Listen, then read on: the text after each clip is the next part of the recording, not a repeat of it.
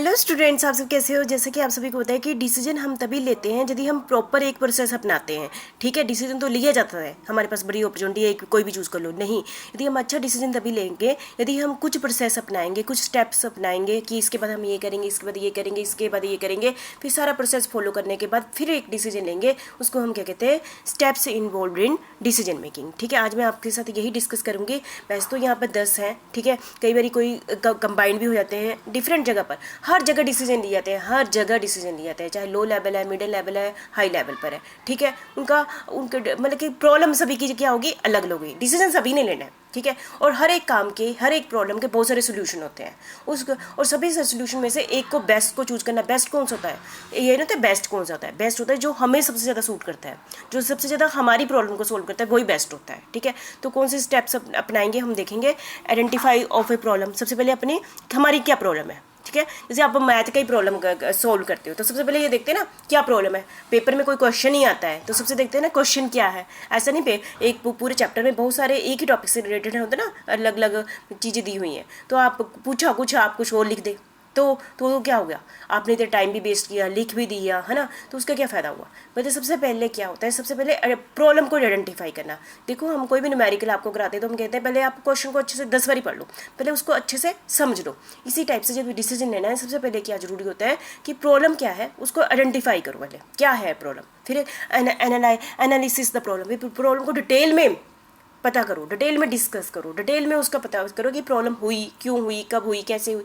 मतलब कि उसकी प्रॉब्लम, पहले तो प्रॉब्लम को ही समझो क्या प्रॉब्लम है ना। अच्छे से जितने अच्छे से आप प्रॉब्लम को समझेंगे उतने ही अच्छे ढंग से आप डिफरेंट अल्टरनेटिव को देखेंगे और डिफरेंट अल्टरनेटिव में से बेस्ट को चूज़ करेंगे। सबसे पहले अपने ऑब्जेक्ट, जैसे ना मेरे बिजनेस, मेरे लाइफ का ऑब्जेक्ट, मेरे बिजनेस का ऑब्जेक्ट, पहले सबसे पहले यहाँ कहने का मतलब प्रॉब्लम है, यहाँ पर दूसरा शब्दों में कह लो ऑब्जेक्ट क्या है।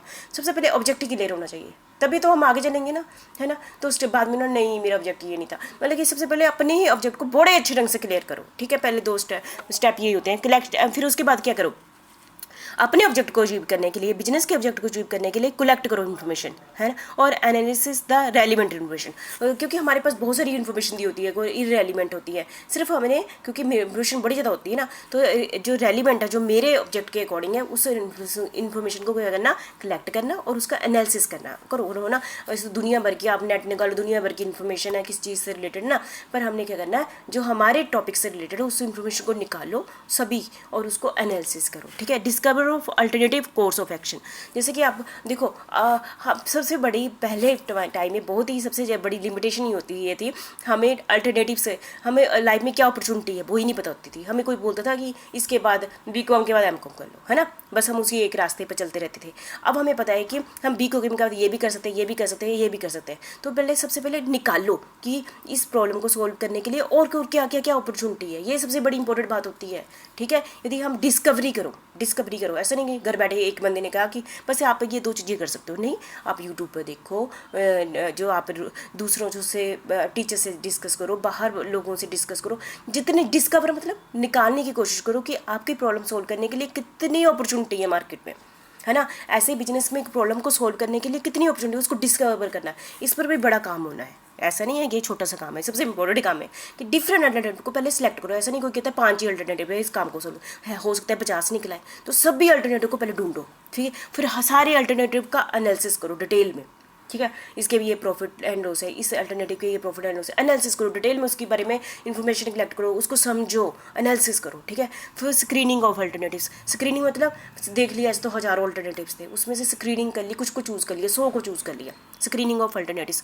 फिर उसमें से जो 100 चूज़ कर लिए, सिलेक्शन ऑफ बेस्ट अल्टरनेटिव, 100 में से एक को चूज़ करना है हमने, तो उसको बेस्ट अल्टरनेटिव जो हमें सूट करता है, हमें ज़्यादा प्रॉफिट देता है, हमें कम लॉस देता है और जो बिल्कुल हमारे अकॉर्डिंग ही है, उसमें से बेस्ट को क्या कर लो, चूज़ कर लो। और conversion of decision into action, जो डिसीजन ले लिया ना, उसको एक्शन में कन्वर्ट कर दो। जैसे आपने सोच लिया कि मैंने ये करना, अब ले लो एडमिशन, जाकर पढ़ो आप, ना, एक्शन ले लो। ठीक है, फिर उसको इम्प्लीमेंट कर दो, एक्शन ले लिया, इम्प्लीमेंटेशन हो गया। आपने जैसे मैनेजर ने डिसीजन ले लिया, आप उसको जैसे बोल दिया था कि मैंने ये टेक्नोलॉजी यूज़ करनी है, तो खरीद लो, उसको अपने फैक्ट्री में चलाना स्टार्ट कर दो। ठीक है, और वेरीफाई द डिसीजन, अपने डिसीजन को हमेशा ही वेरीफाई करते रहो, ये बहुत इंपॉर्टेंट बात है। ऐसा नहीं कोई डिसीजन लिया बस तो हमने कहा कि फाइनल डिसीजन ही होता है, लेकिन फिर भी लाइफ में 1-2 साल कुछ नहीं होते कि क्या मतलब कि उसको वेरीफाई करते रहो डिसीजन को, ये गलत तो नहीं है, यदि इसमें क्या चेंजेस कर लूँ, मतलब कि उसका बाहर देखते रहना। ऐसा नहीं कि एक बार आंखें मीच के बैठ के ले लिया एक बार डिसीजन, उसको भी हमेशा वेरीफाई करते रहो जो हमने